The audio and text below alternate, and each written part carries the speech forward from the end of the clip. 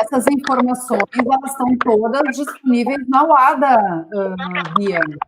Todo atleta tem informações dos seus médicos, todo atleta, normalmente tem um médico da equipe, ou um médico, né, dele.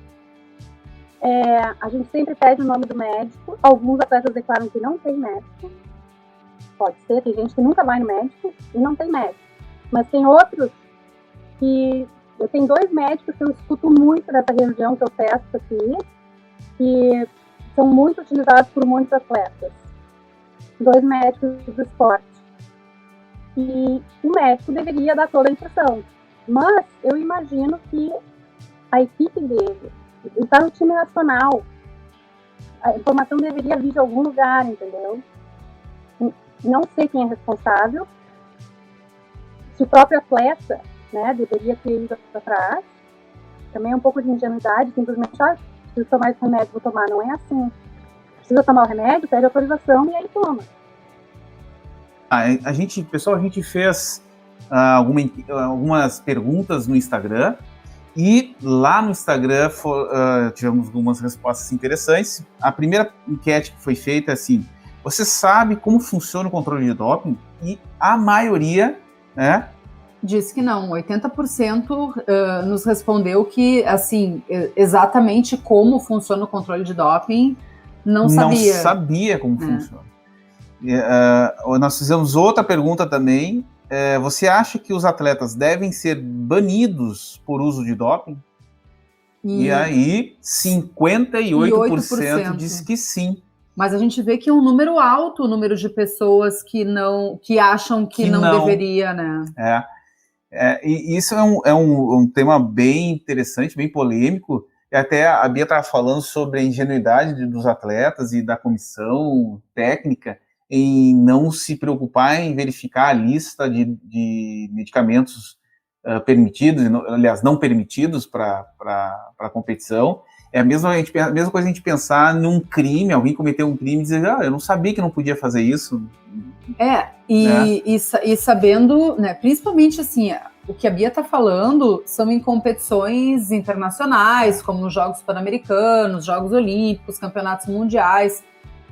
Hoje em dia, a informação ela está disponível de forma gratuita na internet, então é muito complicado chegar dizendo, eu não sabia. Hoje a informação está para todo mundo, não está restrito para alguns grupos, e como a gente está falando de alto nível, alto rendimento, supõe-se que essa pessoa tenha uma equipe técnica que dê todo esse suporte. Exato. E a gente estava conversando hoje de tarde, eu e tu, sobre um caso que, inclusive, a gente vai deixar no primeiro comentário fixado no vídeo, de um atleta que disse onde ele estaria, né? Não sei se, enquanto a gente estava tentando resolver o som, tu contou alguma coisa sobre essa questão. O atleta ele tem que sempre notificar onde ele está. Não são todos.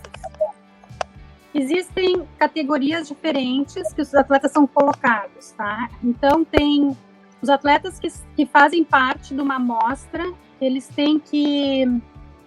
são registrados, register pool, então eles têm que sempre dizer onde eles estão, tá? Não, é óbvio que eles não precisam dizer quando eles vão no supermercado, mas se eles não vão estar em casa, vão viajar, vão estar em outra cidade, não vão estar, eles têm que dizer... E a cada, eu acho que quadrimestre, eles têm que fazer para os próximos meses todo o planejamento deles. E durante 60 minutos do dia, eles têm que estar em algum lugar específico, que é a hora que eles vão estar sempre disponíveis para o antidoping. Se eles não estão disponíveis 3 vezes em um ano, eles são suspensos. E foi isso que aconteceu com esse atleta americano, que pretendia ser o próximo Usain Bolt, o mais rápido do mundo, em Tóquio. E ele teve 3 tentativas de testá-lo no horário que ele disse que estaria disponível, e ele não estava 3 vezes. Então ele foi suspenso agora por 2 anos, ele não pode competir. Só que não são todos os atletas que têm que ter essa hora no dia, são só esses que são considerados registrados, que é determinado ou pela agência nacional ou pela agência internacional de teste lá na Suíça, tem motivos diferentes para determinar quem vai ser esses registrados e quem não vai ser. Então, tem atletas que não são, que não tem que fazer o que eles chamam de whereabouts, eles têm que ir lá preencher o whereabouts, eles vão... Outro dia fui testar um atleta aqui, me deram 3 dias para ir testá-lo.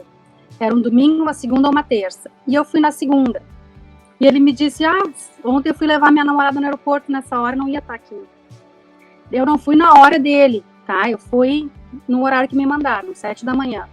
Não era a hora dele. Mas ele disse, ontem eu não estava em casa nessa hora, porque a agência me manda ir ou num dia determinado, ou numa janela de dias, né, de teste. Às vezes é 3 dias, às vezes é 1 semana, às vezes até 2. E eu escolho, conforme mais conveniente para mim.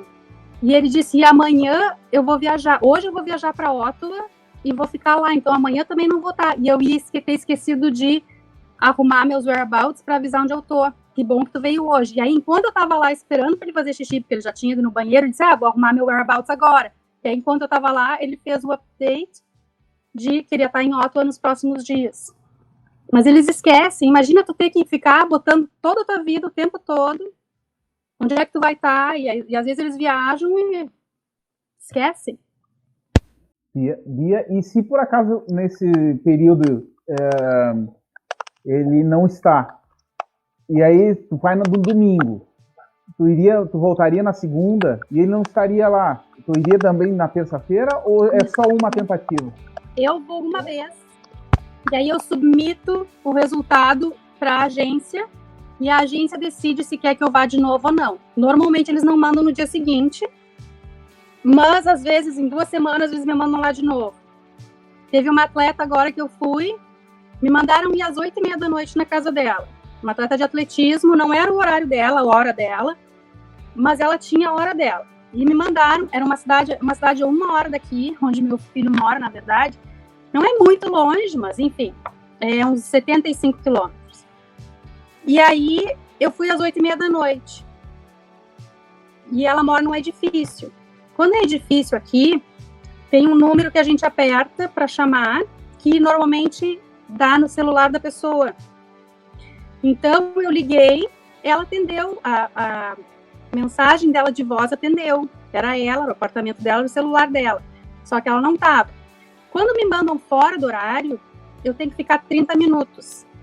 Então, eu tentei às 8h30, tentei às 8h45, tentei às 9h, fui embora.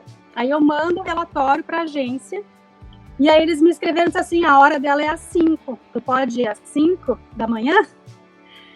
Eu disse, eu vou falar com o meu chaperone, né, com o meu acompanhante, porque eu não posso ir sozinha, mesmo sendo uma atleta mulher.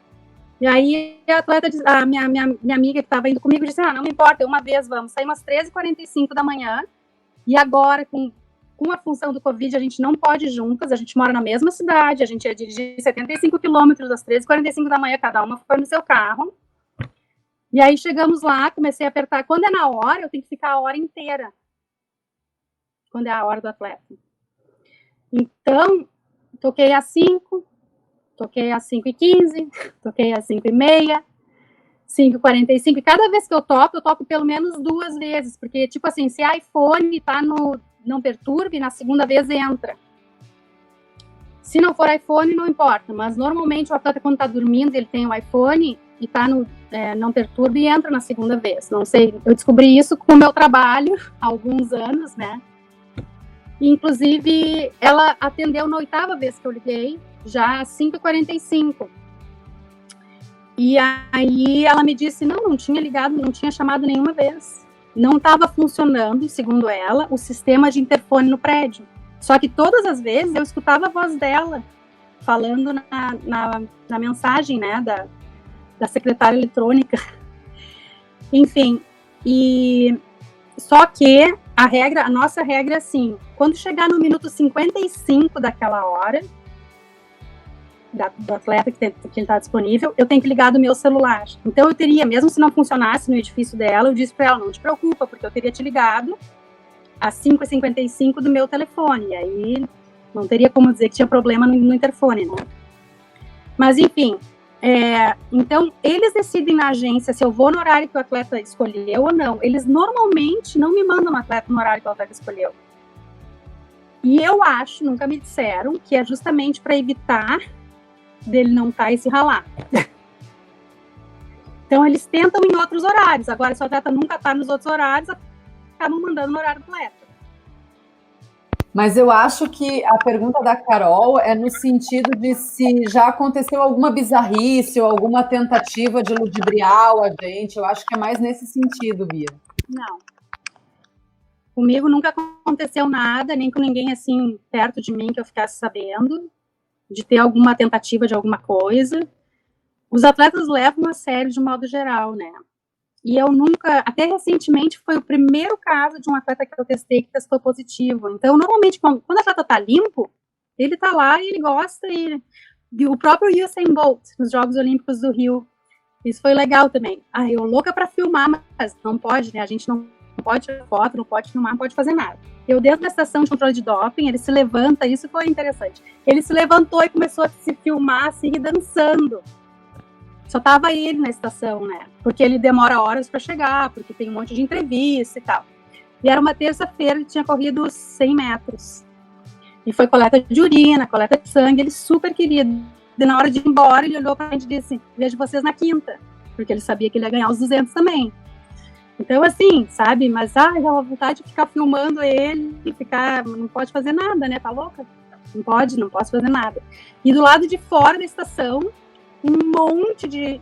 Porque os chaperones, os acompanhantes de atleta em jogos internacionais, são sempre voluntários, que nem eu fui em Atlanta, em Barcelona, são sempre voluntários. Então tinha aquela multidão de chaperones do lado de fora da estação com o celular, não pode. A gente é proibido, trabalhando fazendo esse trabalho. Se tu tá numa área que é acesso restrito, que só tá lá porque tu pode, porque tu tem a credencial que te deixa entrar lá, tu não pode ficar usando telefone, filmando. Mas não teve jeito. A multidão lá, quando ele saiu do controle, foi um horror. O fisiculturismo entrando nos Jogos Olímpicos, como que vai funcionar o controle de doping?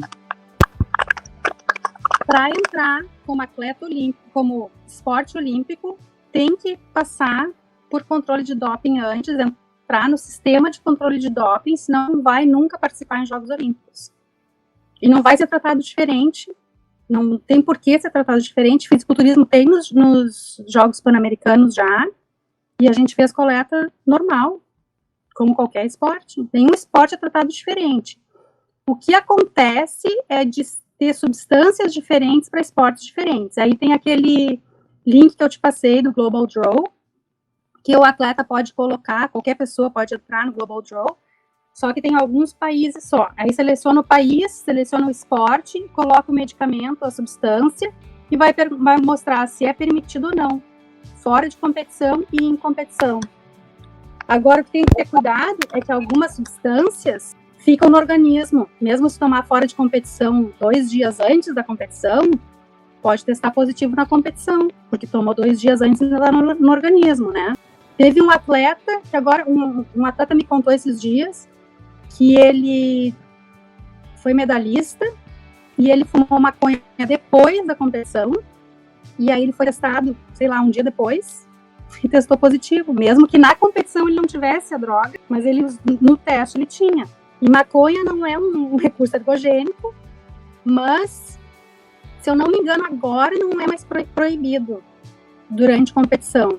Antes era proibido só em competição, fora de competição não. Inclusive, eu fui testar um atleta de futebol americano, porque eu testo universitários também, né? A gente testa quem é do time nacional e testa atletas universitários. E eu fui testar um atleta universitário uma vez de futebol, eu testo muito futebol aqui, de 4 universidades que são aqui perto, e ele me olhou assim e disse, eu tenho desordem de hiperatividade, ADHD, eu preciso fumar maconha. E eu disse, mas é fora de competição, não tem problema. Ele assim, eu não acredito, tu me promete. Fez um escândalo, porque ele achava que ele não podia estar usando maconha e estava usando maconha. E eu disse, só fica limpo para qualquer competição, porque em competição, se te pegarem, daí vai ser suspenso. Agora, se eu não me engano, não tem mais problema nem em competição. Isso que a maconha é liberada aqui no Canadá, mas isso era quando a maconha nem era liberada ainda. Foi liberado, acho que 1º de julho de 2018.